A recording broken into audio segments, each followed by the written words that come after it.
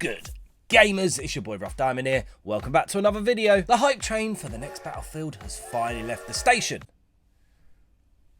Well, that was cheesy, Diamond. And for us Battlefield fans, this is awesome. It's definitely felt a bit dry over the past couple of years not having a brand new Battlefield to play. And for gamers that are new to the Battlefield franchise, I can't wait for them to see that COD isn't the only answer when it comes to a AAA first-person shooter. Although Battlefield is a huge franchise, I still meet a lot of gamers that haven't played it and don't want to. I'm not really sure why this is, but it must be to do with change and loyalty to COD. And over the years, I've seen many players come over to Battlefield, and their first reaction is always, I've got no idea what is going on, and I can't find anybody. But after about 30 minutes, they are hooked. It's totally different to Call of Duty, with one of the biggest differences being map size, which does take some getting used to if all you know are small maps, but once you understand the flow and freedom you have, finding enemies isn't an issue. There is definitely enough space for both Call of Duty and Battlefield on the market. They are both in their own lanes, and over the years they have tried moving into each other's lanes, but it's never been successful, and that's because they both do what they do well. Battlefield is known for its large-scale, all-out war maps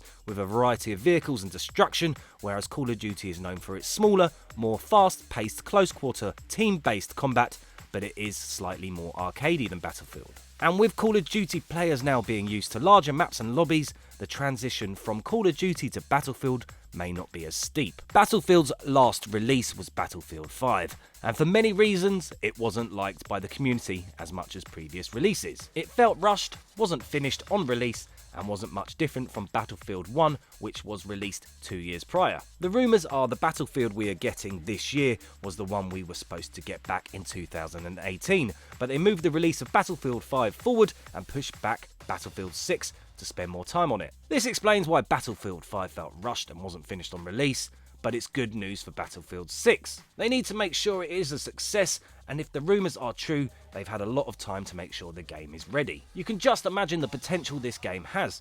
Battlefield has always been groundbreaking, and after having that much time to work on it, and the technology advancements since their last release, this game could be something special. There are plenty of rumours about the next Battlefield, which started a few years back, but these have really ramped up recently. Bad Company 2 was one of the best Battlefields in my opinion, and many thought, including myself, that the next release would be Bad Company 3, but rumours and leaks suggest DICE are keeping that card close to their chest as they know that game will bang. Other rumours are the game is set slightly in the future, 10 years from now, meaning we'll probably be fighting drones and robots as well, which personally I'm not the biggest fan of, but it does give the developers a bit more to play with. And in my opinion, a new, modern day-ish Battlefield is well overdue. The maps are also rumoured to have a day and night cycle and dynamic weather and destruction we have never seen before. And what they mean by destruction is that every building can be levelled and you can even create massive craters in the ground for cover. Combine that with LEVOLUTIon, which Battlefield already do well at,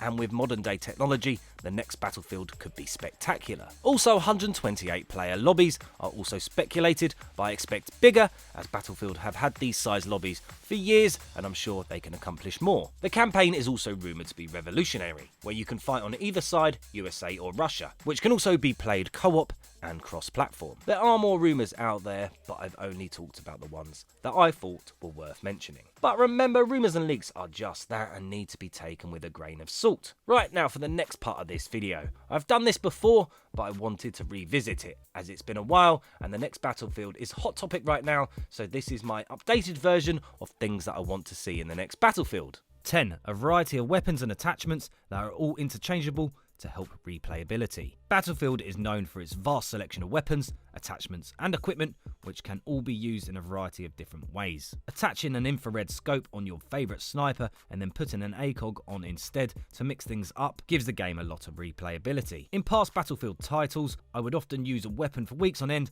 and then change up the attachments and it would feel like a completely new weapon. Obviously, weapons, attachments and equipment are quite limited in Battlefield 1 and 5 due to it being set in World War 1 and 2, and without a doubt a modern day setting would be refreshing. 9. A great story. DICE always come up with a gripping story and push the boundaries when it comes to telling a great tale. Just look at earthquakes and collapsing buildings in Battlefield 4's campaign. Nothing like this had been done before. But without a doubt, the story Bad Company told was so gripping, I hadn't or haven't played anything like it since. It was the first time we had seen destruction to that scale, a great cast list and gripping script, amazing graphics and a catchy soundtrack. There was a huge feeling of camaraderie when playing Bad Company 2. It felt like it was you and your boys against the world with a nice balance of comedy and drama. 8. Large destruction and levolution. 3 words, Siege of Shanghai. Again, have you played a game with Battlefield scale that manages to allow a huge skyscraper to drop on demand? The answer is probably no, especially on console. Even with Battlefield 1 and 5, the craters you could create, the specific destruction on buildings and how the same map could be different each time you played, down to the intricate destruction DICE have created. Amazing destruction you don't see often, groundbreaking. Excuse the pun. 7. Completely different maps, vast and open small tight maps. Battlefield is known for its large maps and scale, but something else they do well is small tight maps, the meat grinders. Operation Metro and Locker come to mind, and how fun were they? A COD style map with Battlefield's mechanics shouldn't work, but works just as good as the big uns. One of my earliest fondest memories of Battlefield was sitting up in the hills with a spawn beacon, sniping from miles away.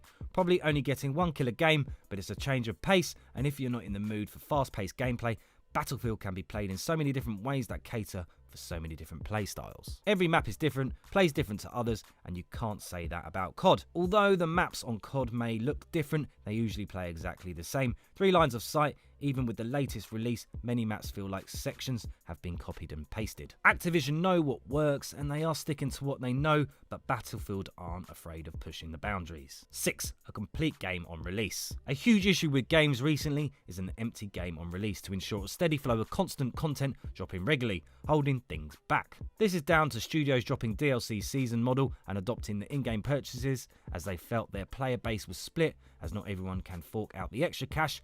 But the issue with this is empty games on release and the player base getting bored early. It works, and I'm not saying they should change because I really like the new model, but a greater balance and a fuller game on release appeals to me a bit more than seeing content in the future, as usually by then, after they fix the usual game issues as they take precedent, trumps it in my opinion. Anyways, 5. That Battlefield feel. Clunky. Battlefield is clunky, always has been and probably always will be, but that's its charm. Battlefield 1 and 5 got very arcadey and took away from that spit and sawdust feel Battlefield titles usually have. These large-scale games must be difficult to balance. Some weapons and vehicles feel more powerful than others, and admittedly, COD have gone down that route a little bit with Modern Warfare. With COD's recent Ground War Mode edition, you get that Battlefield feel at times, and it makes you realise what a great job DICE have done with Battlefield. I'm sure it's easy to create a large map, but what's the secret ingredient that allows Battlefield maps to work?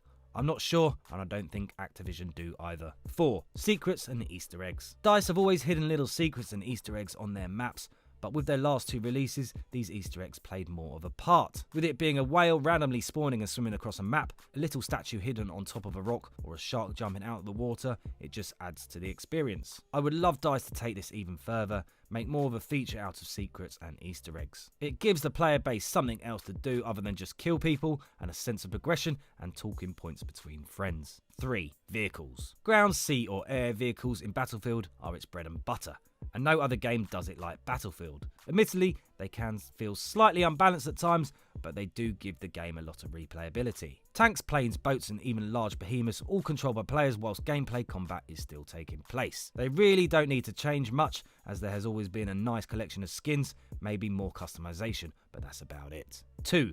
Constant content to look forward to. What we're looking for is a full game on release and constant content dropping regularly, which I mentioned earlier. I'm aware that it can't be easy making that much content, but finding the balance between a meaty enough game on release and a steady flow of constant content to look forward to will prolong its life and give the player base what they want. With recent game release, not just Battlefield, I just find myself getting bored earlier, maybe just because I play games to death and I get bored easy, but knowing there's going to be constant content on the horizon, things to look forward to, does keep you playing. 1. The underdog. Battlefield has always been the underdog. I'm sorry, what was that? And always will be in COD's shadow.